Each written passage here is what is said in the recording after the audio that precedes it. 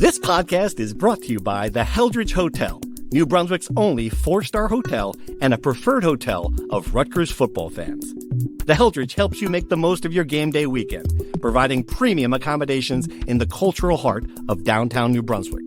Restaurants, bars, theaters, parks, museums, and more are only steps away. Whether you're traveling alone or with a large group, book your stay at the Heldridge and make the most of your game day weekend. Visit theheldridge.com today. This episode is brought to you by Shopify. Upgrade your business with Shopify, home of the #1 checkout on the planet. Shop Pay boosts conversions up to 50%, meaning fewer carts going abandoned and more sales going cha-ching. So if you're into growing your business, get a commerce platform that's ready to sell wherever your customers are. Visit Shopify.com to upgrade your selling today. From NJ.com and the Star Ledger, welcome to the Rutgers Rant, your one-stop podcast for the Scarlet Knights, with your hosts Steve Pikiell and Rutgers insiders Brian Fonseca and Pat Lenny. Let's start shopping. All right, everybody, welcome back to the Rutgers Rant. Pikiell here, Fonseca. Lanny is, Lenny's done with us. I'm kidding. Lanny's just off. Just the two of us. We were the two out there in Indianapolis for the Big Ten tournament. Quick turnaround. I think I spent 17 hours on the ground in Indianapolis. Not exactly the kind of trip you want. 53 minutes of sleep last night. How was your travel back? Yeah, it was equally as brutal as yours. To set the scene, we're sitting in press row at Gainbridge Fieldhouse. Rutgers is losing by 13, and you're about to press, book on a flight at 6 a.m. And then I'm telling you, Rutgers is going to come back. Rutgers is going to come back. You're going to regret it. They come all the way back. I say, I told you so. And then they go into double overtime and lose the game. And then you go check the flight and it's gone. Yes. Great work by you. My travel agent. Thank you. Would have had a better flight. Instead, scrambling to find something. The options were like for $300 to fly out at 6 a.m. And it is, remember, we're booked. It's like 1:30. I hadn't written a word. We're sitting there trying to book this. And that's one option. The next option is like, Saturday morning. It's just like, God. So, yeah. I mean, I was telling you we could book a car, go to Columbus, spend a day in Columbus, and then fly out the next day for cheaper. Right. And then you're like, well, you got to rent the car, and then you got to get a hotel room. Mm-hmm. And then I was like, well, that'll be more expensive. Yeah. The bigger problem with that is I am never again going to John Glenn International Airport with you. That was the bigger problem with that. That's the Understandable. Me and John have a special connection that you don't want to get between. And then we ultimately both got 6 a.m. flights separately. I think you routed through Chicago. I routed through Atlanta. Between us, we touched every state east of the Mississippi.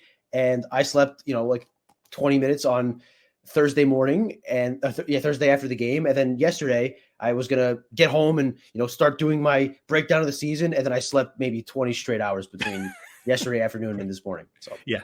It was that kind of trip. And the big thing, and this is real. Like, I think the game was exhausting. And for us, just the scene afterward was exhausting. And I want to start the pod here because, it was devastation. And I'm trying to describe it to you. We're two of the only, reporters there. The Targum was there as well. But we were at the locker room and I didn't, it's kind of, if you don't know how it works, there's a press conference and the locker room doors open at the same time as the press conference. So the door swings open and it took me a couple minutes to get there, but you had already gotten there. And so when I walked into the locker room, this is the scene was, and it's a tiny locker room about the size of my arm. So just tiny. The players are shoulder to shoulder in a horseshoe. Everybody and every assistant coach, every single support staff people. So there's another 10 people just standing there. And then there's you, and you alone with your tape recorder doing interviews. And I'm like, I just said it out loud. I'm like, oh, this is going to be rough. This is going to be rough. And it was, because the players were devastated.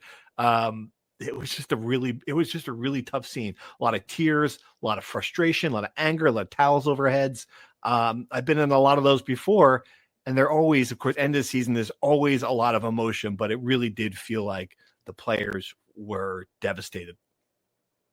Yeah. So to set the scene, I asked you to stay up in press row to finish my game story when Rutgers was up 4 points with less than a minute to play because I thought they were going to pull through the game. I wanted to be down in the tunnel when they walk off the court and hear them, celebrate to the locker room. So I'm down there and I watched the overtime and double overtime from the tunnel, waiting for the game to end. And it's me and a couple workers in the arena who are just dying for the game to end. They don't care who wins the game. They just want someone to just finish it so they can end their 12-hour day at Gainbridge Fieldhouse. But anyway, I say all this to say I am there at the locker room entrance when it's time to open the doors, and someone comes out and they're like, "It's only you?" And I was like, "Yeah, I'm the only one here." Like, all right, let me give you a second. They go back in and they come back out, and I walk into the locker room. And I don't know if anyone's ever experienced this. I saw 15 sets of eyes in a dead silent room, all focused on me. And, I know these guys know who I am, right? They know what I've written and what I've said. And I'm sure that I was probably the last person they wanted to see after a devastating season-ending loss. But I tried to make it as least uncomfortable as I possibly can for everyone. And I failed miserably because it was just – it's one of the most uncomfortable environments for everybody. I didn't want to be there. They didn't want me there. And listen, I feel bad because we have to be there to ask the questions and they have to answer the questions, but really there's nothing they can say, right? Like, what are you feeling right now? How do you think I'm feeling? It's, it's tough for everyone, but I think to me, what stuck out was just the silence. Like it was no one was like punching balls and it was silence with a few tears and it was just sad. It's very sad. Yeah. I mean, a couple of guys actively crying. I'm interviewing Jeremiah Williams and there are tears just streaming down his face. And I just felt bad, and then I have not experienced that a lot. I mean, obviously I've seen players crying in the locker room, but when he's just he's answering questions as the tears are coming down his eyes, just rough all around. If you thought, well, these guys don't care. They don't care. I can assure you that is wrong. That's a wrong take. They cared. They just lost. And I think the bigger picture is, and I really do believe this, like it wasn't just the end of the season. I think a lot of them really believed it was a missed opportunity too. I did get that sense from some of the older players. I don't know if Ace Bailey at 18 years old recognizes that, well, that was my one shot at college.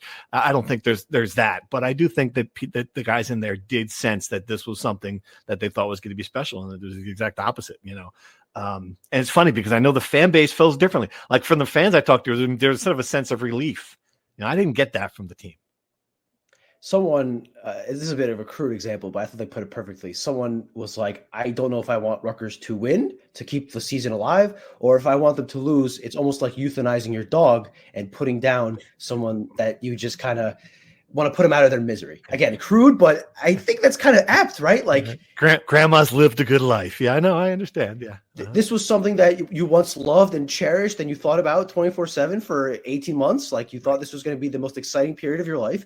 And as a Rutgers fan, I should say, if this was the most exciting 5 months of your life, I think I would encourage you to have a more rich life. But I think people were really, really, really, really excited about this. And I think by mid-January, certainly by February, people just kind of wanted it to be over. And it is. And now we are in a weird period where we are still kind of breaking down what the hell happened and thinking about, your last question, Steve Pikiell at the podium, where the hell do we go from here? Because I tell you, I look ahead to the next 2 months, 2 years, I'm not really encouraged about what the future of Rutgers basketball is. Yeah. And now, let's just go there because I think that was the critical part. We can talk about the game if anybody really wants to relive it. I think the game was basically a microcosm of the season. You saw glimpses and you didn't see nearly enough of it. Had a chance to win in overtime and at the end of regulation, wrong guy taking the shots. I don't know. It was just kind of the entire thing. What I'll say I do want to say about the wrong guys taking shots. The issue is that Ace Bailey fouls out, right? So he's not around for overtime. It's Dylan Harper and 4 guys who can't shoot. That's the lineup. And there is no right person to take the shot other than Dylan Harper. And if I know that, Eric Musselman knows that. So they just make sure that Dylan Harper doesn't take the shot. That is the crux of the issue for the game and for the season. I think the really part that everyone's going to kick themselves, especially Jeremiah Williams, is that they could have won the game at the free throw line in regulation. Right. I think the fact they made it to double overtime is a borderline miracle, considering all the what I just said. The game was won and lost there in the last minute of regulation. But I thought Dylan Harper was spectacular. I thought he was spectacular offensively. I will say that there it is telling that the last possession of regulation, Eric Musselman went right at Dylan Harper. Right? That was, to get a layup. He sent Claude right into the paint to score. I mean, that was, I thought that was telling. Again, I didn't watch it live because I was in the tunnel and my view was a little blocked. But I was told that the Peacock post-game show really emphasized that Eric Musselman essentially cleared out one side of the floor, made Dylan Harper defend Desmond Claude one-on-one. Mm-hmm. Look, Dylan Harper's not an excellent defender. He's probably not a great defender at this point. He's going one-on-one against one of the best isolation scorers in the Big Ten. That's a hard matchup to ask, right? And kind of we already knew where that was going. So I don't know if that is an indictment entirely on Dylan Harper as a one-on-one defender, but I do think it is telling that was the matchup that USC needs to win their season. That's what they went with, or keep their season alive. That's what they went. I agree. It is telling. And it's pretty funny. Just as, and no one wants to hear the process of how the journalism is made. But Brian looks at me and goes, "Hey, the story's basically done. Can you just fill in the blanks and hit send on it?" And I'm thinking to myself, there's no way. There's 2 minutes in this game. There's no way it's going to be as easy as that. And she goes downstairs, and I'm watching it. I'm like, "Oh yeah, I'm pretty sure what you wrote here is not going to hold up there, Brian." It was fun. Just good. There was a minute left, and they were up. They were up 4 points. Yeah. I thought, and look, in my defense, they should have pulled it out. Well, yeah. So I was right. I had the right idea. I just, it just didn't happen. And I did offer to sprint back up to the press box to finish my story, and you told me just to stay down there because it was midnight. No one really cares how the sausage is made. I agree there. Yeah, good times. All right. So the post-game press conference, and again, it was one of these sessions where I just was really curious. Like, I've been waiting for something that I shouldn't have been waiting for. Like, I just thought there was going to be a moment during this thing where Steve Pikiell was going to say, like, "Hey, look, this didn't work out. We gave it a shot. We did," and just explain and just be honest about what happened. Like, I thought there was going to be a moment, and this seemed like the right moment to do it. At the end of the season, you're 15-17. You just lost this game, and instead, it's just the opposite. Like, he does acknowledge, like, "Look, this hurt. I get it. Disappointment. I own it." He does say that, but then, I ask him a question like, "Where do you go from here?" And your answer is essentially, 28th ranked recruiting class. I mean, Rick Pitino doesn't even recruit high school players anymore. 28th ranked recruiting class. 78 sellouts. A lot of good things happening here at Rutgers. I could be wrong, and I don't like to speak for Rutgers fans. I just got the sense, like, is that really what you want to hear? No, I think I wanted to hear, like, "Hey, look, we gave it a shot. We didn't have the resources. We made mistakes." I don't know what it is. Something that wasn't, bragging about how well you practice. You guys should come to. I wish you could see these guys in practice. Everybody practices, Steve. Like, I don't know, like, what it was just really, again, I just was sort of just exasperated. And I get the sense that the fans who saw it, who hadn't given up, an hour earlier, much less a month earlier, felt the same way. As I said, there are people that looked at this season as a beacon of shining hope for 2 years, 18 months. The moment Ace Bailey committed, people thought this was the season to end all seasons. And it should have been, right? And it wasn't. It wasn't. I think the only way to properly move on from this and evaluate it is we all agree on the basic premise, the objective reality, which is this was a failure of epic proportions. This was the biggest failure in the history of Rutgers athletics. We cannot disagree on that. It is indisputable. But people do disagree. And that's the funny part about this. Like, I saw some spin on social media. There are people putting it out there. I was like, well, it wasn't that bad. I mean, they did finish 11th. I totally agree with you. Like, I'm stunned. Like, that was not what I was expecting, to wake up after the end of this season and have some people try to tell me, well, it wasn't all that bad. I totally agree with you. And because of the expectations, because of those two players, because of this once in a lifetime shot, it's not like, all right, well, it could have been worse. They could have finished 16th. No, 11th. That was not, you didn't sniff meaningful games in March. They didn't come close to it. They have meaningful games in February. Steve, let's think about this. They have 2 5-star freshmen who are going to be picked in the top 3 in the NBA draft. This is Rutgers basketball, who has not had an NBA player in decades, right? I mean, Quincy Dubé had a cup of coffee. We're talking about potential top 10 NBA players at some point in the near future. And they went 15-17. They have 2 NBA players. They went 2 games under 500. They have 2 NBA players. They finished with the same exact record as last year's team.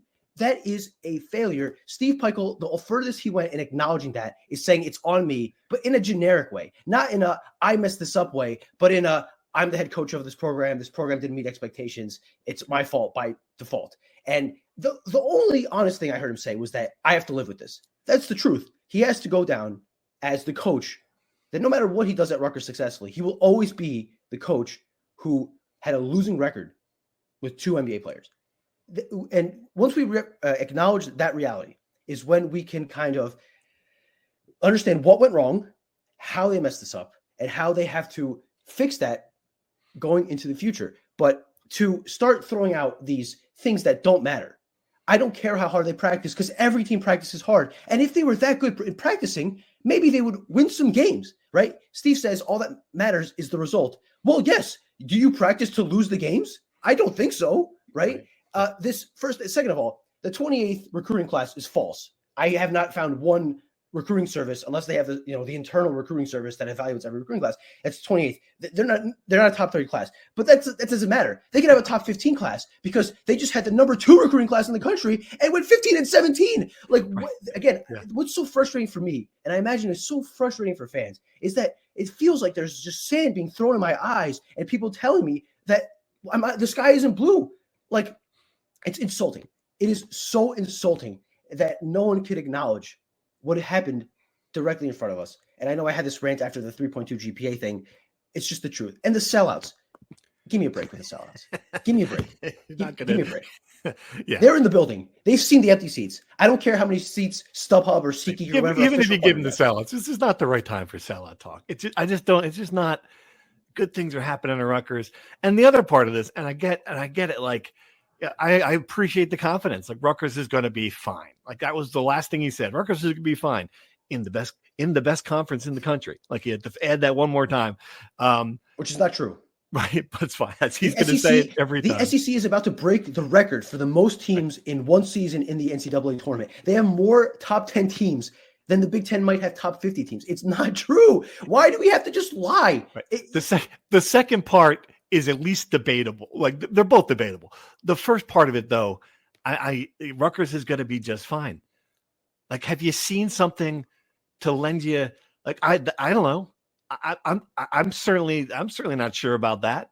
Like, I'm glad he's confident in it. I'm not confident in it. Like, I've seen what's happened to Rutgers basketball during the NIL era, and it's been.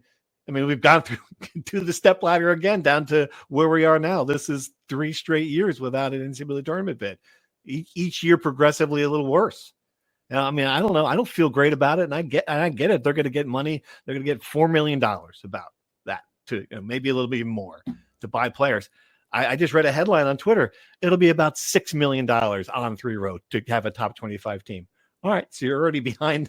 You're already behind whatever that is, and we're talking not just retaining players. You're going to go out and buy them. Now you're going into the portal where you have to outbid. You have to outbid people. Where you have to be savvy. Where you have to be. You have to know what you're doing here. You have to have a plan in place, right? This has been what's happened the last 2 years. It's been grab bag transfer portal. Now we're going to go back in again. You don't have a GM yet. You're not going to have that. You don't have the scouting department you need to do this. You don't have someone who can be savvy with the money in the contracts. Like, I don't know. I don't feel especially great about what's going to happen here in the next few weeks, even with the extra money. And I guess that's what the bigger picture thing that would alarm me if I'm a Rutgers fan. Steve Pikiell has to say he's confident, right? I wonder how truly confident he is behind closed doors. I think that's, what is he going to say? Rutgers is going to have a rough couple of years, fellas.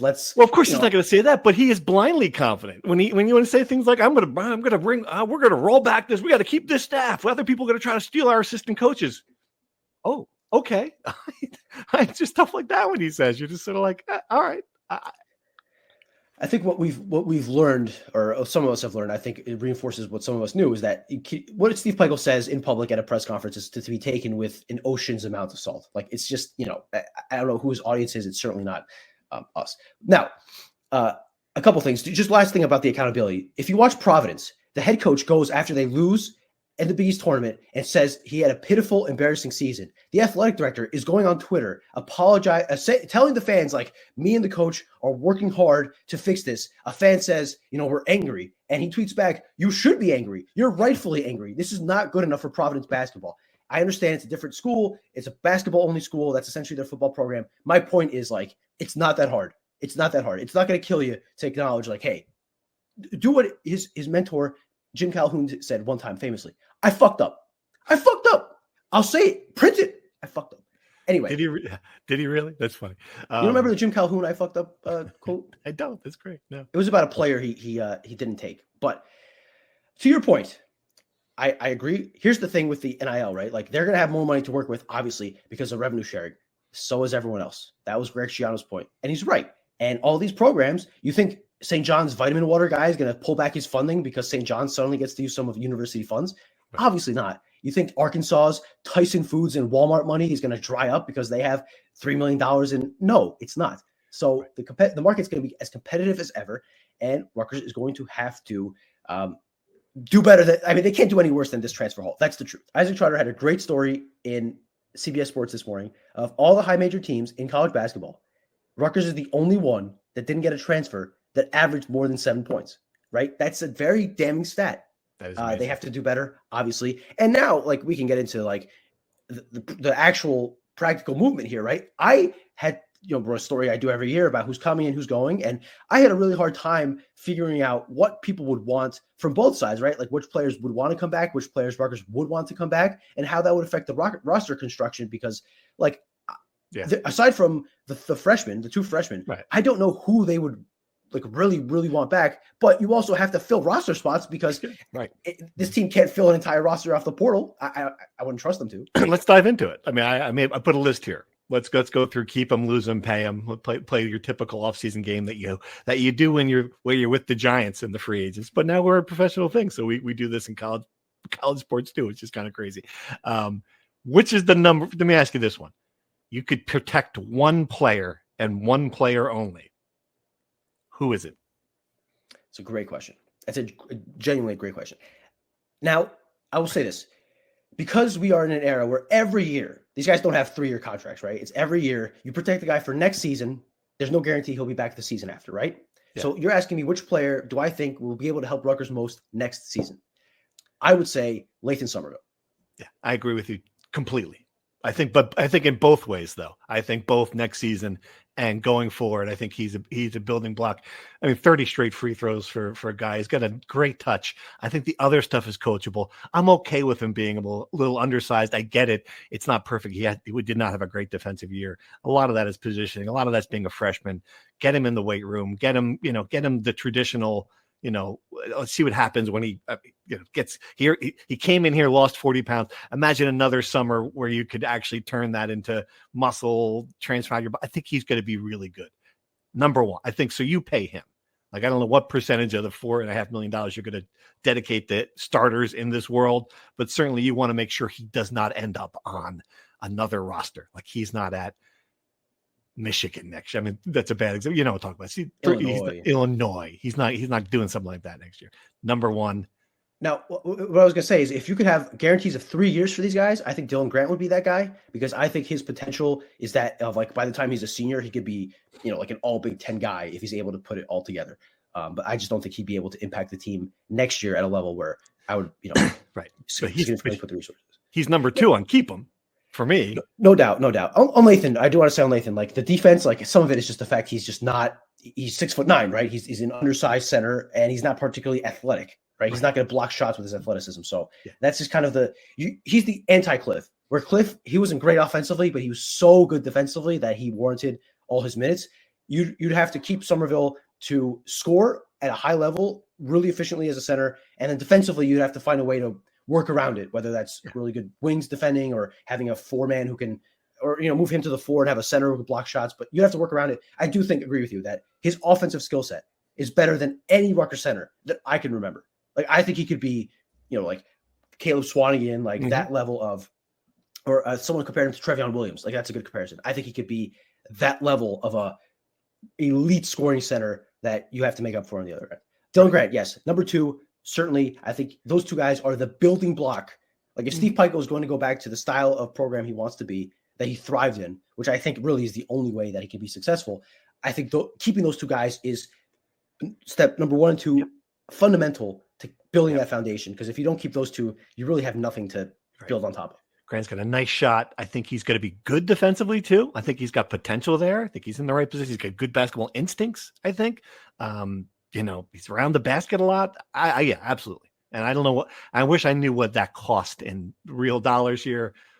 I don't know, several hundred, like $300,000-$400,000 probably for these guys. I don't know. It'd be a really good question. I'd love to know, because you have $4.5 million to dedicate. They are 2 starters. It might be more than that. Probably is more than that, I would say. Yeah. Keep your own guys. They're going to be on the market for that, I bet. It's hard, right? Like, it's one, you don't know what they value themselves at. 2, you don't know what their market would be outside of the program, right? Like, once they enter the open market, centers obviously are big time, the position between them and high, 3-point shooters and point guards that cost the most money. Yeah. But I don't know what his value would be. But you also have to think as Rutgers, like, how much are you willing to spend of your money on these guys, right? Like, maybe Lathan Somerville is worth $400,000. He's asking for $700,000, and these are numbers I'm pulling out of my but we don't know the numbers, everyone. Just be clear. Right. But I'm just saying, like, maybe it's not worth spending the money if it's outrageously outside of your budget. These are very difficult situations and conversations that have to be had. That would be really helpful to be had if there was a general manager in place to have them. That'll be in the future. Yeah. All right. After that, the next player I want to keep is Bryce Dortch for the same reason as I think he's just got some upside. You would think he'd be cheap. He didn't play a lot this year. He burned his red shirt. So there's some, I think they must believe in Steve Pikiell. They must see a developmental process here. I think he's a guy who would want to stay. And I don't think he's looking for the highest bidder. I think you can get him and for reserve money. Let's put it that way. It's not going to cost you an arm and leg to keep him. After that, I really don't know. And I'm going to go through this list. Like Jeremiah Williams, got a year left. I am ready to part ways with him. And I get he was an important player, ate up a lot of minutes. I just think you have to do better than that. I do. You disagree? I agree. I think it's better for both sides to kind of part ways. I think his time in Piscataway has kind of run its course. And I think just kind of, there was some vitriol unfairly towards him after the way the last game ended, right? Just the way, people were very upset. He missed a shot. He missed his free throws. Those were just, that happens. I know you shouldn't be mad at him for that. I'm talking about the entire body of work. You just need a better point guard. You need a better guard. You need a better shooter in that position. You need not an elite player, but you need a top level Big Ten player. He is not that. And it's not, My point is that the bubbling of the frustration over him all season, just the inconsistency, the regression, the boneheaded plays, like head scratching, like the constant slipping, which is a weird thing. What do people expect? He didn't play in 2 years. I mean, yeah. The issue is that he had that really good stretch when he came back from his suspension last year, and he led them to a couple wins over bad Michigan and Maryland teams, and that the thought was that he could be that complementary piece with Dylan Harper in the backcourt, and obviously it just didn't work out because he was not the focal point of the offense the way he was the year before. Anyway, I agree with you. I don't see the upside in bringing him back unless you think that next year can be salvaged. I personally don't. I really don't. So I think that it would be best to part ways. But the issue is that, right, you lose him, you lose Dylan, you need some bodies in the backcourt. And you put a lot of pressure on yourself to get someone in the portal who could be your starting point guard, which again is, along with center, probably the position that commands the most money. And listen, do you really want to be the point guard of Rutgers after watching the offense they run? Unless you were a guy that wants to come in and take 100 shots. Yeah, it's just all money. Yeah, it's all money and shots. All money and shots. So, right, yeah, I think. Listen, if you want to go to Rutgers, get a payday, take a ton of shots, lose a bunch of games, I guess. But I just don't. I don't know the appeal, so it'd be hard for me. I should say toward keeping him. Just be clear. No.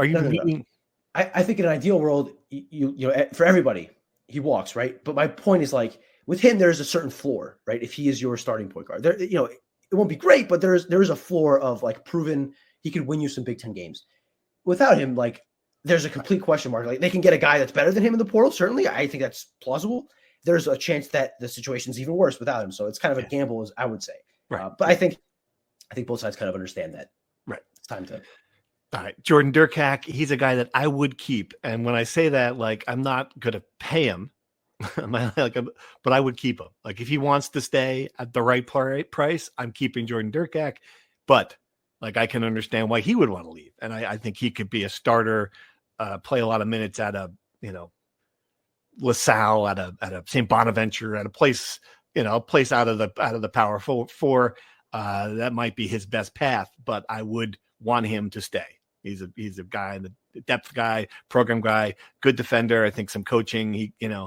He was thrown in some weird positions this year too. One game he scored 27 points and Madison Square Garden against Michigan State, and the next game he's not playing at all. I can understand why he'd feel like he wants to go too. I'd keep him. Thoughts? Let's call it the Michigan dichotomy. He scored 27 points against Michigan State at Madison Square Garden, and then he played 11 seconds against Michigan in Ann Arbor. It's amazing. Yeah. So, anyway, I think Jordan Durkak and JaMychal Davis are essentially the two sides of the same coin, right? Mm-hmm. They are guys who are probably not fit to play at this level, certainly not as a starter, right? And they would get more playing time if they drop down a level or two. Rutgers needs to keep at least one of them. I think you can't go into the transfer portal market with zero guards, except for the two incoming freshmen who, again, right. As we learned this year, if you can't win with 2 5-star freshmen, I don't think starting 2 3-star freshmen is exactly the path to success. So I think you got to keep one of them.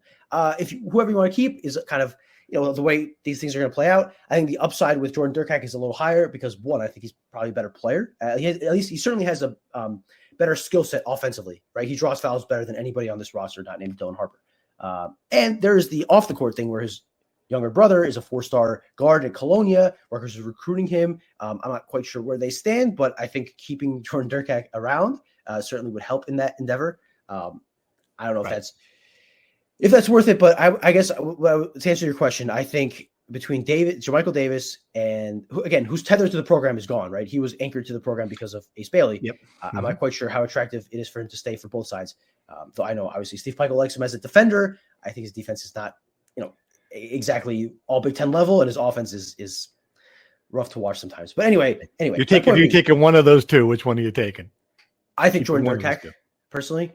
Even though J. Mike probably played more minutes and more experience in the program, he was the most experienced player in the program coming into this year.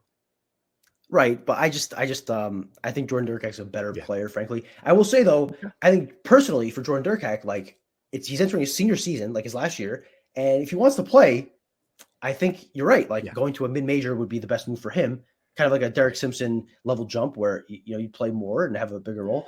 He thrived at the low major level, struggled at the high major level. Maybe the mid-major level is more of his level. So it's kind of, again, not only is this a Rutgers decision, right? Because Rutgers is going to have to decide who they want to keep. It's up to the player too, because their personal situation. So I don't know. If I'm Rutgers and I have a choice between the two, I take Jordan Durkak. I have no idea how it's going to work. Emmanuel Bole. So if Lathan Somerville stays, I think you send Obole packing, obviously. If Lathan Somerville leaves, you need depth. You need depth at that position. You need a body. I'm not sure he's depth, to be quite honest with you. I really don't. You need somebody who, he was the starter at the start of this year. Can you imagine that? That is an enormous. I mean, everyone knew that was an indictment on the program 18 months ago, but I mean, the way it played out, it clearly is. Anyway, this isn't fantasy sports, Steve, but I think there's really no world where him coming back is a good thing for Rutgers. I mean, that's just the God's honest truth. He's going to turn 25 at the start of the next year. I don't think there's any, upside there. All of a sudden, the light bulb's not going to go out at that. Yeah, I hear you. Yeah. No, but again, as we learned, the center market is absurd. And if Rutgers loses Lathan Somerville and Obole, they have one incoming freshman who's another undersized center. They'd have to get at least one center in the market, maybe two. And that's a really tall task. At least he fills one box on the 15-man roster. All right. So in the portal, this is like the portal priorities for me are center 1, point guard 2, scorer 3. like someone who can score the ball. Yeah, I mean, you would like the first two to do that as well. But I'm saying that as a scorer because I don't think it's position dependent. Like if it's another guard, if it's another, if it's a wing, it's just someone who is a reliable outside shooter and not the outside shooter, reliable Zach Martini level, like someone who's actually elite at that. What are your thoughts on what do you need? Where would you rank it? Again, it depends on who leaves, right? If Lathan Somerville leaves, you need to get a center. Number one. I think totally agree with you. I think Lathan Somerville stays or leaves. Center is still priority one. Rim protector, rebounder, defender, in the paint. You didn't have that this year. You need it. You need that. I disagree. I think the point guard is the priority. Like you need a guy who can handle the ball and run your offense, or whatever semblance of an offense you run. You need someone who can handle the ball and it's pretty important in basketball, I would say. I think because there's no one here on this roster that again, unless Jeremiah Williams comes back, then you have a guy who you can kind of. It's silly. They're 1 and 1A. You're absolutely right. Yeah, that's true. Yeah. Listen, we're trying to solve a puzzle here where we don't know where all the pieces are. It's like playing chess blind, right? Like it's really hard. But I would say I would feel better about Rutgers if they had a point guard and a center who could protect the rim entering next season. I would like a sharpshooter, no doubt, ideally one who could defend at a decent level.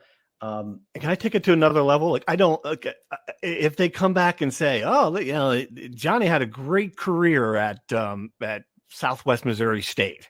Like I really think they need a proven, experienced player here next year. Like this didn't work out with taking flyers on guys.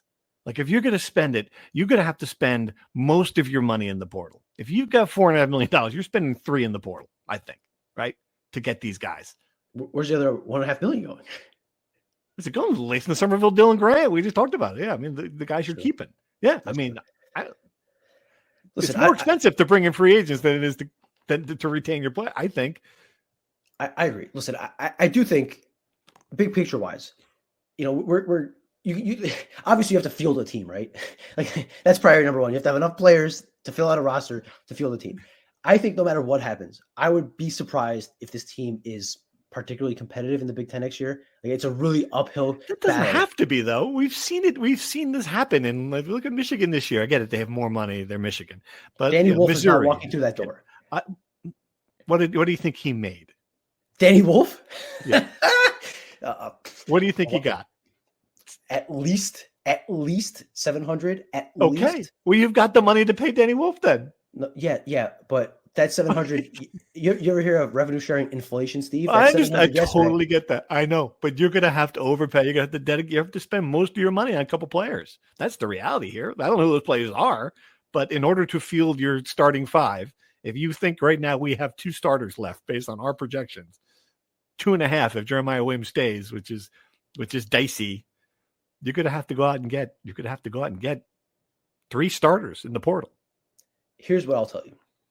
There are pie in the sky scenarios where programs revamped their rosters last year and they were good. Missouri, as you said, 0-20 in the SEC last year, and now they're in the NCAA tournament. They were ranked in the toughest conference in a long time in college basketball. Those are, stories you aspire to, right? That's like when I was a teenager and I wanted to start going to the gym. I had Arnold Schwarzenegger on my wall. I was like, maybe one day I could look like him. The reality is probably closer to what happened up the turnpike, where Seton Hall had to revamp its entire roster. They lost. Seton Hall did not have the money. They didn't. In fairness, I understand what you're saying. Rutgers basketball does not have the money. They have $4 million. So does everyone else. Right. Okay, I know. Right. Again, so unless there is someone coming in here that is donating money to NIL that I don't know about, they're going to have the same amount of money, maybe less, right? Because the Big East schools are going to have more money than anyone because, yes, they don't have the TV contracts, but they don't have football to pay for. So all of their NIL, all of their revenue share money is going towards basketball. Right. I'm telling you, you're right. I understand what you're saying totally. But right now, the spin I'm getting as a Rutgers fan right now is that the House settlement's going in. What happened this year? We've got it's a new era in college sports. What Ryan Passari told me. This is what you heard. Steve Pikiell wouldn't go there in depth. He should have gone there in depth, but he didn't. But he still talked about it. We got the House thing. He mentioned it. Like right now, if I come back and I'm sitting here a year from now, I'm like, well, Michigan had $10 million. I'm going to lose my shit if I'm a Rutgers fan. They just told you that's the only hope they're giving you. That the 28th ranked recruiting class and 78 sellouts. The three things they're telling you. If you're telling me in a year from now, they're going to be Seton Hall and they're going to be like, oh, we just didn't have as much money as Michigan did. Holy crap. There is infinitely more. I shouldn't say infinitely. That's obviously an exaggeration. There is a much higher probability that Rutgers has a Seton Hall year next year than Missouri. I don't think it's particularly close.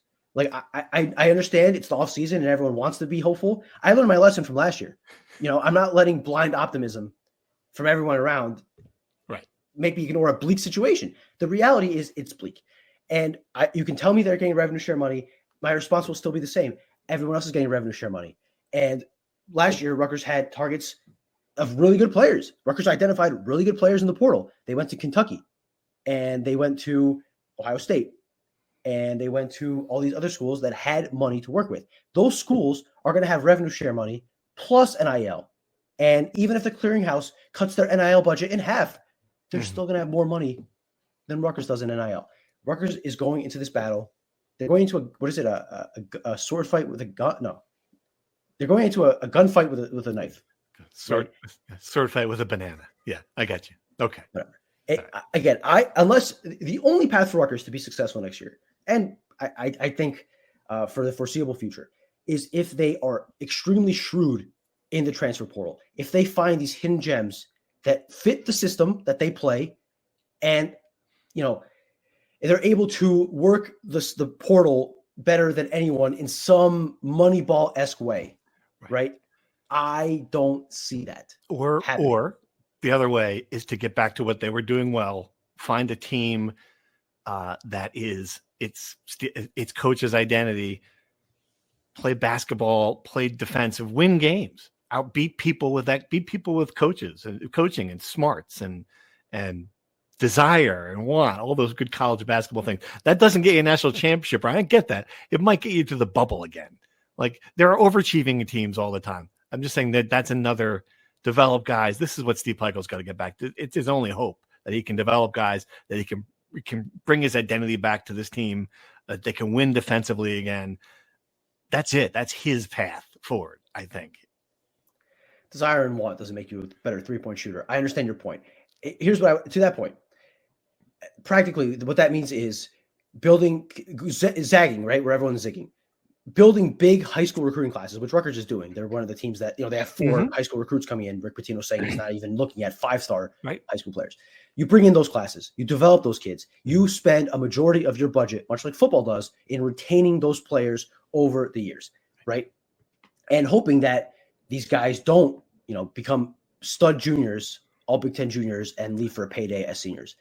That's a hard thing to do, but I would agree with you that is more feasible than building an entire roster off of the transfer portal. Then finding guys in the transfer portal who fit that, model. Yeah, the guys that Michigan doesn't want. He did a great job with it in the pre-portal era, right? Like Akwasi Yeboah, Jacob Young, Andre Hyatt. Like those are guys that Akwasi Yeboah's market wasn't. There weren't teams knocking down the door, but he fit perfectly. Yeah, what they needed. Great point. Yep. Now, again, it's harder to do that in the portal era where like these guys are, everyone is scouting these guys and look, there are teams that are overpaying for players like that, right? Like Akwasi Yeboah was a perfect fit for Rutgers. In today's age, there might be a team in the SEC or Big Ten who don't particularly need Akwasi Yeboah, but they'll spend $100,000 or $200,000 more than Rutgers just to take him and add him to the roster, and Rutgers can't compete with that. So I think it becomes more difficult to do that, but ultimately, that might be the only path for Rutgers to have sustained success under Steve Pikiell in this modern era. All right, let's dive into some questions because there's a lot of them that are tied into all the stuff we're talking about, and I think it'll make for a good segment here. And I said because we must have gotten 6 of some element of who to blame. One was just if you were to divvy up the blame for how the season gone, who tops the list. I got an email this morning. Why not put the blame on Harper and Bailey? Both are walking away from Rutgers with plenty of money. Neither played a lick of defense. They took bad shots and turned over way too many times. Another one. Do you think the failure this season can be attributed to poor roster construction or just players not playing up to their potential? So let's break it down. I want to assign a percentage to all of these things that you think it might be. That we might, I came up with 5 categories. Tell me if I'm missing any categories. Money, roster construction, coaching. By coaching, I mean in-game development, that kind of coaching, luck and intangibles, Ace and Dylan. Let's start with the last one. Anyone blaming Ace and Dylan is completely ungrateful and should not be in discussion for any of this. These 2 5-star kids could have gone to Duke, which is going to play for a national championship and is the most dominant team on KenPom in the history of KenPom, or Auburn, which is also going to compete for a national championship and is one of the most exciting offensive teams in the country. They chose to come to Rutgers, which has had 0 success as a program for 50 freaking years. They come here. They put up scoring displays the RAC has never seen. The RAC hosted Larry Bird. That might be the last time the offensive skill of those 2 players has been in the building. And it's their fault. Rutgers failed Dylan Harper and Ace Bailey. If there is a list of 1,000 people to blame for this season, Rutgers marketing gets a bigger blame than Dylan Harper and Ace Bailey. The guy who sits in section 201 has a bigger blame than Ace Bailey and Dylan Harper. Those guys receive no blame. I don't want to hear about their bad defense. That's insulting. It is so unfair to these guys who didn't have to come to Rutgers. Like, what? It's unfathomable to me that anyone would even consider blaming Dylan Harper and Ace Bailey. All right. So I agree with almost everything you said there. But for the purposes of this discussion, I'm going to discount the miracle that it was for them coming here. They are now here. We're judging this team, like, assign a percentage of blame. They're here. The coming here is aside. I totally understand what you're saying. I'm still going to put that at like 5%, 5 or 10%. And because I watched the games, right? Like I understand how brilliant they were offensively. You could find 30 clips of Ace Bailey in the wrong place defensively on the court. Like, you can find examples of Dylan Harper lying on his back when the other team goes back. They just were not complete basketball players. And I think to ignore that completely, to just say that they were like, we're going to see them in 5 years and they're going to be NBA stars, and we're going to go, oh my God, I can't believe it's going to make this look worse. But those players we're going to see in 5 years are not the players out there now. I agree totally. They are low on the list of people to blame, and people who are saying that they shouldn't have taken them. All this nonsense is completely wrong. But to completely say that there was not some growth, some problems, some issues with them, some games they took off. I mean, I'm going to look at that Iowa game where you're just like, oh, Dylan Harper looks like he's, the weight of this thing is worn on him, or he's just exhausted from whatever it might be. I'm going to give it 5%.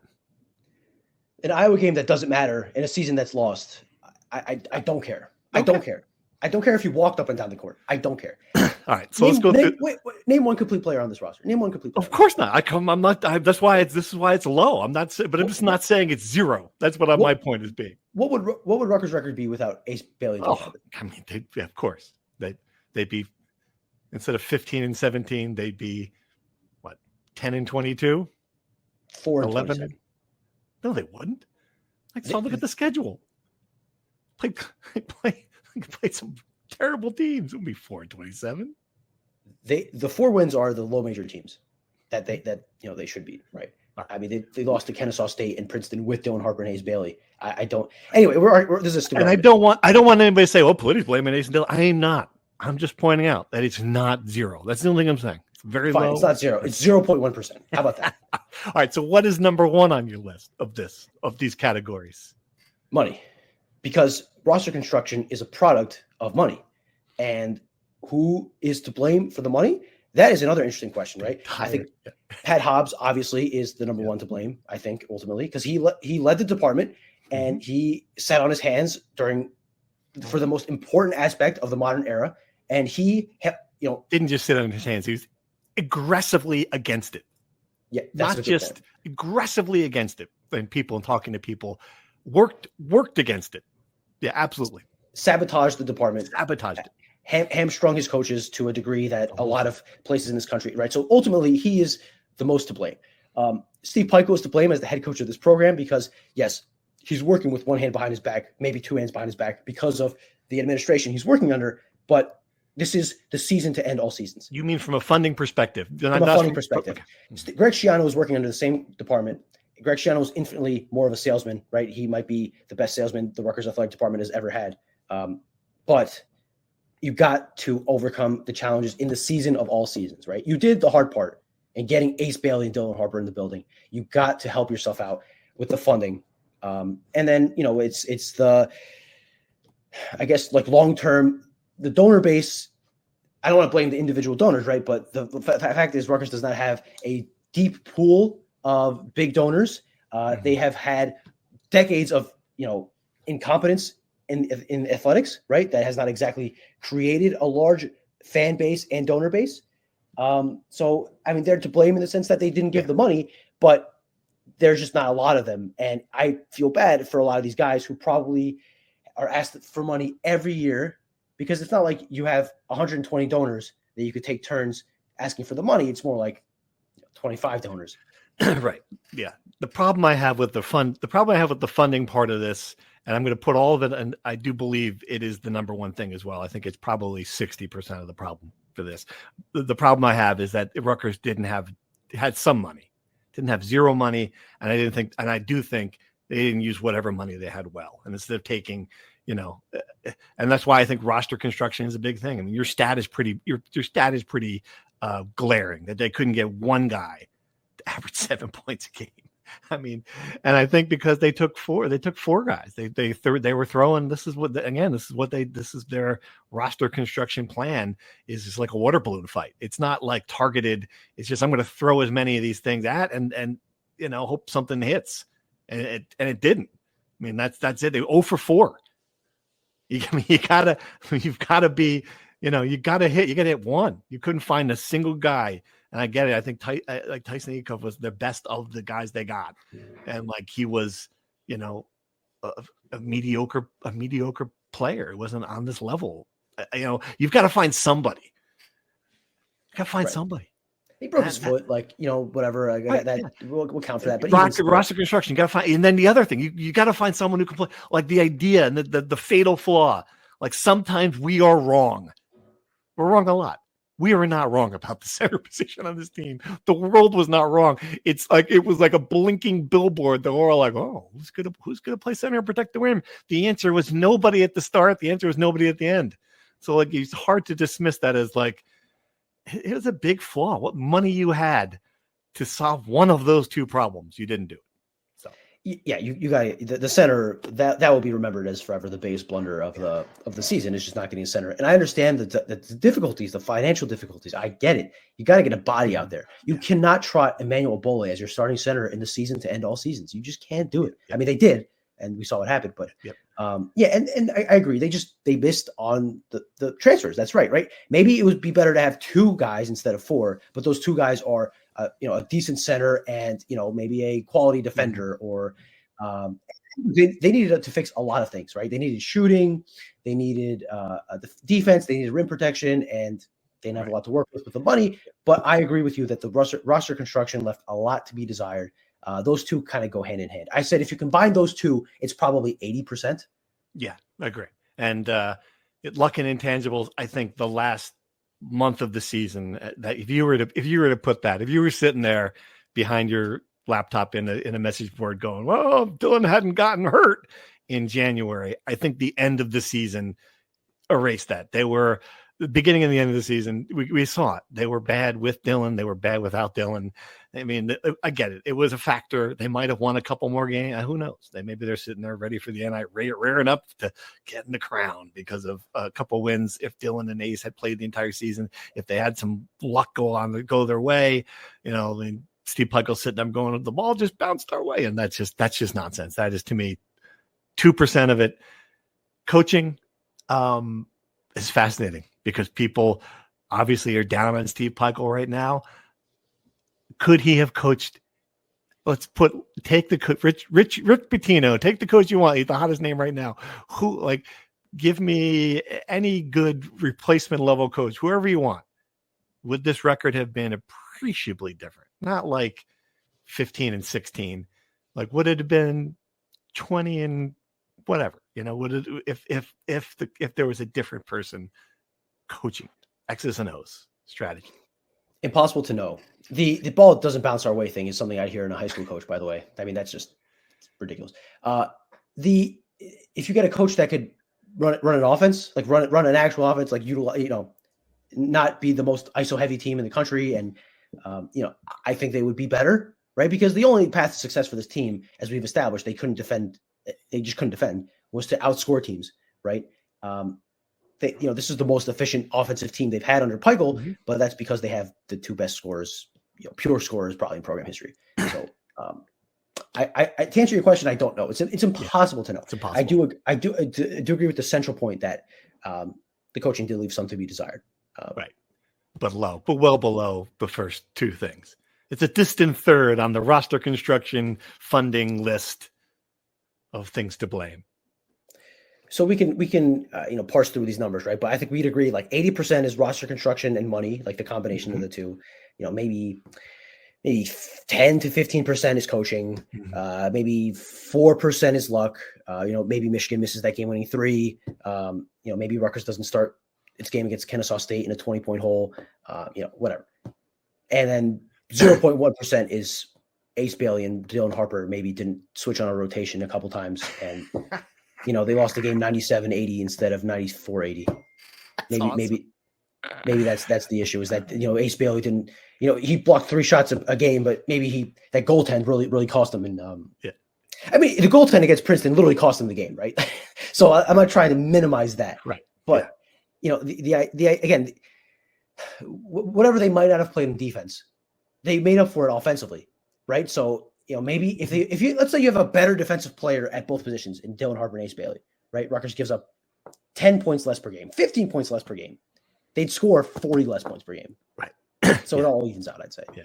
The one thing that we're not putting on this list, and it's funny because Steve Pikiell did say it or he didn't say it, but he told Nicole Auerbach of Peacock, because I don't know if you saw this clip, Ryan, but he's talking on there about, his regret. One of the few things he will admit to as a regret was the schedule. And that's not, if you give me a list of 100 things, schedule is not on the list. And they had to schedule this way to pay for the players. It's not like I'm stunned that Steve Pikiell would say it. Like you had to go to Vegas or you couldn't. Like that's where most of the NIL money for Rutgers came from. So yeah, I was flabbergasted when I heard that little clip. So that's not making the list for us. It's everything else's fault. Yeah.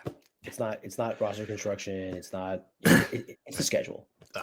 We have a million other questions we didn't get to. I think we'll save them for a next pod. We're at an hour. The one thing I do want to talk to before we leave this podcast, because I think it's very important of all the things that happened in Indianapolis. To me personally, the things that really affected me was that I saw 2 Rutgers fans. I'm going to leave them nameless, but one of them is Danny Breslauer.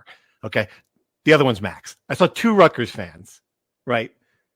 Max and Danny. And they had, I don't want to pick anybody. I don't want to, just in case perspective, anyway. And they had and have you seen this? It's called a walking taco. It's a Frito bag, right? And you have Fritos, which you think that's a good thing. I have a bag of Fritos. How exciting. And then they take chicken and taco flavoring and other taco stuff, and they just simply put that stuff into the bag with the Fritos, and they think that's like a suitable. It's called a walking taco. Were you aware this existed? So I had the same exact situation that you had a year ago. My girlfriend is from the Midwest, where they have walking tacos, and I went with her back home, and I was like, "What the hell is this?" And she's like, "It's a walking taco. You've never had a walking taco before?" I had it. I think it's perfectly reasonable, pretty tasty if you do it right. Got to probably, when you're scooping out the taco, make sure not to get, sauce and chicken on your fingers. But, if you're able to, if you're not a 5-year-old child and you can eat like an adult, I think you'll be okay. I just don't think you put anything on a Frito. I just don't. And then and then you could do it on Doritos too. Like you would put chicken on your Doritos. I'm sorry. Sure. I just think this is another reason why I can't live. I mean, they don't have this here, right? I'm not because someone's going to say, oh, you can get that at the Prudential Center, right? This is like a Midwest thing. I think so. You've never had like a Doritos Locos taco at Taco Bell? It's essentially the same thing. I mean, it's not a welcome taco, but it's a Dorito shell for the taco. I turned 20. I haven't eaten a Taco Bell since college. Once you turn, you can't have Taco Bell again when you're an adult. Come on, Steve. It's bad. Taco Bell's one of the great culinary institutions of our country. Oh, don't poo-poo on Taco Bell. That's a bad way to end this podcast. Any final thoughts? We did eat at St. Elmo's, though. I guilted you there. I sent out just a text. It's like the bat light and just of a shrimp, just like one single emoji in a text, and you came running over. Got it. We were only there for 17 hours, but damn, we were not going to miss St. Elmo's. And I was wrong. It's not overrated. It's a fine steakhouse. Thank you. Properly rated steakhouse. Enjoy. I forgot how powerful the sauce was when it's in person, right? Because I bring home the bottles and I have them and you feel them a little bit, but when it's fresh, I felt like every cell of my brain was being tickled by like a centipede or something when I had it the first time. Like it was the most beautifully uncomfortable feeling of all time. Yeah. It was great. We were there. We talked to some Kentucky fans who talked to us about Gavin Wimsatt and Mike Woodson and his gang. Kind of, his team walked in towards the end, and it was a lovely atmosphere. I'm sure this is exactly what the people want to end. One of the most depressing podcasts of all time is sports writers talking about going to St. Elmo's for the 1,000th time. We just made this the perfect podcast right there. We're dissing on stadium food. We're talking up a $20 shrimp cocktail. It's just, there you go. We're the elites. We're all that's wrong. We're the problem. Let's reseed that. Forget roster construction. It's me and Fonseca, 80%. All right. Sign off there. Appreciate you guys listening this season. We're going to have a lot of talk about who they're going to get in the portal. We're going to go back and answer all these questions in the coming weeks. We've got a long off season ahead of us. Thank you for listening to the Rutgers Rant. To participate in the conversation and receive live updates about the Scarlet Knights directly to your phone, sign up at NJ.com/insider.